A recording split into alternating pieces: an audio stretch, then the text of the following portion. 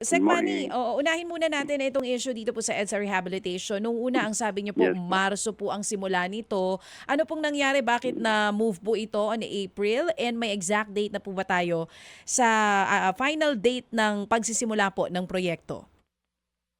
Yeah, originally, gusto sana namin maumpisa ng March but nagkaroon kami ng mga adjustments because of yung scheme that everybody agreed, lalong-lalo na sa busway rehabilitation.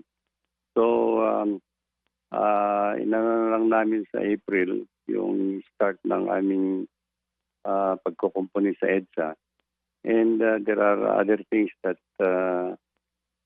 took into consideration, lalo nitong sa mga priority areas na gagawin para sa bago mag-ASEAN Conference sa 2026 kasi.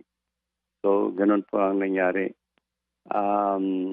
Like for example, dapat ang hiling na ng ASEAN Committee ngayon is actually dapat kung po pwede unahin namin yung pagkukumpuni yung sa section between Pasay and Guadalupe, northbound and southbound, no? Muna bago matapos ang taon. Yun ang unahin namin, and plus yung other sections na hindi masyadong nakakaabala ng traffic sa 2025. Yung ganun ang scheme namin. Okay, Sec Manny. So, tama po ba yung narinig ko? April to November, gagawin po itong Pasay to Guada?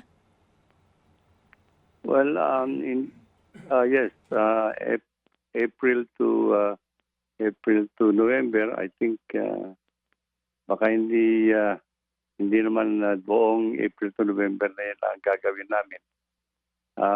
May mga ibang sections pa dito sa may banda ng Caloocan at na po pwede namin gawin.